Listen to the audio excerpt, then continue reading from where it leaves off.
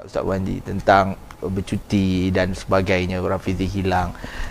Bagaimana Ustaz Wandi nak akhirnya bukan kita nak minta kempen untuk Rafizi ni, tak kita nak serahkan kepada anggota untuk berfikir, dan bagaimana anggota nak merasakan yang kehadiran Rafizi itu bukanlah sebagai faktor pemecah, dan beliau berdatang boleh memberi nilai tambah.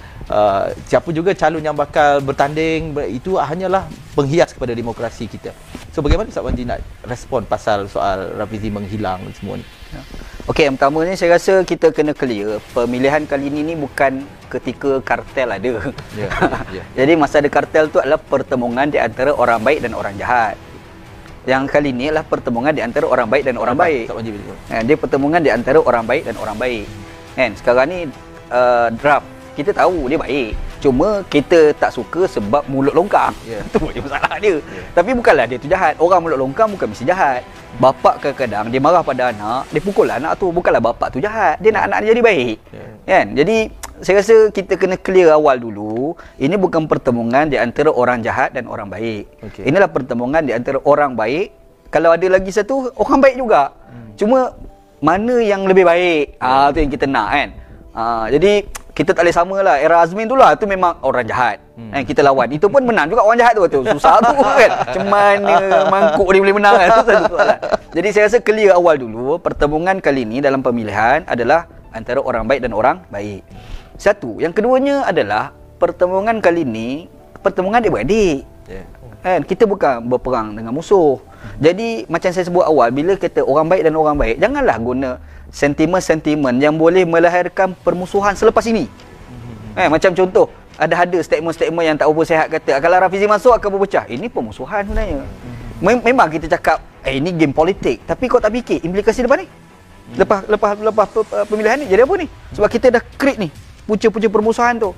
Jadi, okey, saya tawarkan satu naratif. Saya tulis dalam Facebook saya kan, nilai tambah untuk Anwar jadi Perdana Menteri. Jadi semua cakap aku ada nilai tambah. Bukan sekadar cakap, buktikan.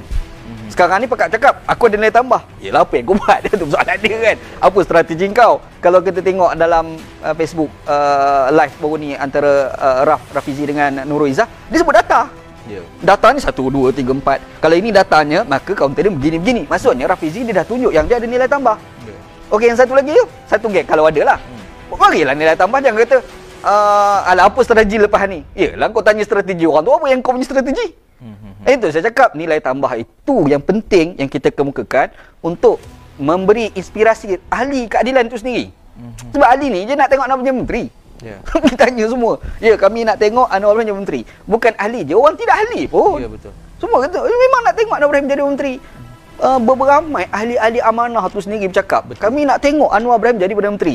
Tak banyak pun bagi sekali je, sebab kami nak tengok apa dia cakap tu. Lepas tu sejarah dia masa Timbalan Menteri tu banyak membuktikan dia berjaya. Dengan polisi bahasa Melayunya, dengan polisi ekonominya, dengan polisi universiti pendidikannya. Orang tengok masa zaman tu. Jadi orang nak tengok Anwar Ibrahim jadi menteri. Tak lama pun sekejap kami nak tengok juga. Saya rasa inilah hasrat ahli parti. Jadi isu dia macam mana nak bagi berjaya benda tu. Nak bagi berjaya tu nilai tambah. Itu saya kata nilai tambah untuk Anwar jadi menteri. Kan? Bukan nasi tambah. Nasi tambah kita lah kenyang. Kan? Masalah sekarang yang duk kempen kata, saya memberi nilai tambah. Tak ada nasi tambah untuk engkau. Bukan untuk Anwar Ibrahim. Nampak? Okey, timbul Rafizi bercuti. Kan? Saya rasa ada 2 poin kat sini. Yang pertama tajuk bercuti, yang keduanya merajuk. Kan? Saya rasa bercuti tak jadi isu. Sebab kalau kita nak kira bercuti, Datuk Saifuddin pun ada sejarah bercuti. Baik. Farhash tu ada sejarah bercuti. Tapi bila diorang datang, kita welcome lah. Yang penting untuk baik pada Anwar Ibrahim. Jadi boleh apa dia cuti, yang penting sekarang dia nak datang. Tu je. Kau nak bincang cuti dia padahal dia nak tolong kita. La ilaha illallah, apa kau fikir macam tu? Masalah dia dah berehat. Okey, sekarang aku rasa aku nak datang, aku nak sibuk balik. Maka dia datang, kita kena welcome. Sila Syekh. Sebab apa? Kita dah teruk ni. Kan? Datanglah untuk nak tolong kami. Apa masalahnya? Sebab tu saya rasa kalau kita bangkitkan soal dia bercuti, orang lain banyak bercuti. Orang lain pun bercuti, nak kira lah. Kadang yang tak bercuti pun ada tak ada fungsi. Betul? Betul lah, itu saya tulis lah. Dah lah, kalau orang tanya saya ni berapa lama dah bercuti dalam hal politik? Masuk pemilihan ni, Ustaz nak tulis sebelum ni. Ini buat kerja saya je kan. Lepas tu kalau orang bangkit masalah yang dia ni merajuk, saya tak setuju istilah merajuk. Sebab saya bukan merajuk.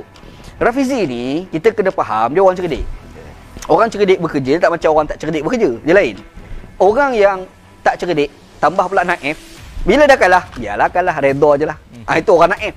Tapi kalau orang cerdik, dia nak pergi tak boleh pergi. Dia akan cari jalan kedua, jalan ketiga, jalan keempat. Kita kalau belajar dalam strategi plan pun, dia mesti ada plan A, plan B, plan C. Sekarang ni dia duduk dalam parti keadilan sebelum ni, yang masa tu orang jahat menguasai parti namanya Azmin. Berakar ni orang-orang kartel kat bawah ni. Rafizi rancang program. Saya ingat sebab masa tu saya dipanggil untuk nak rancang program untuk memajukan parti ni. Masa tu dia susah agung pada masa tu kan. Lepas tu dia rancang, tiba-tiba tak berjaya dilaksanakan kerana ada faktor kartel yang berakar. Ada orang jahat duduk kat atas tu namanya Azmin Ali. Ini sailang tau. Jadi orang cerdik dia, kalau kita tu macam ni, bila kita nak menang, dia kena ambil jalan kedua. Macam mana nak buat? Dia buatlah invoke kan. Patutnya kita kena bersyukur dia invoke sebab membantu untuk parti keadilan. Kalau dia nak bergerak dengan jalan dia hari tu, rasa tak pergi jauh kita. Kan, tambah pula waktu Dr. Mahathir mari pada masa tu, kira jual kedai lah kita ni. Tapi orang tetap nampak Rafizi ada peranan di samping tu Dr. Mahathir pada masa tu. Jadi faktor dia penting.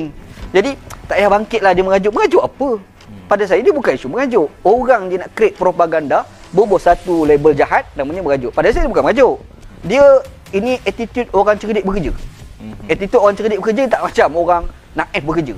Kalau kita orang naif, biarlah tak dapat macam mana. Kan? Kalau orang cerdik, tak guna line pertama, kita guna line kedua.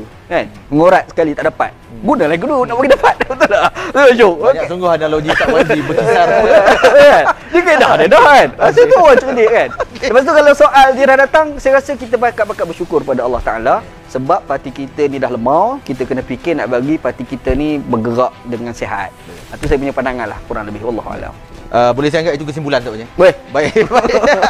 Baik, terima kasih Wabi Canlikang, Ustaz Wanji atas perbincangan kita pada malam ni. Saya rasa kita dah banyak mengupas tentang, ialah kita berbicara tentang keadilan dan juga sosok saudara Rafizi Ramli. Sebab apa beliau dah umumkan yang beliau akan bertanding timbalan presiden dan ada polemik dekat luar sana. Sejujurnya saya cakap ada polemik dekat luar sana. Biasalah ya, ini keadilan. Kita sentiasa saja ada perbincangan-perbincangan yang kritikal.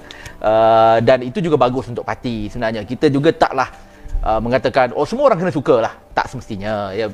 Ada sosok, akan ada orang suka, akan ada orang tak suka. Persoalan yang seperti panel yang bangkitkan pada malam ni, bagaimana kita mengurus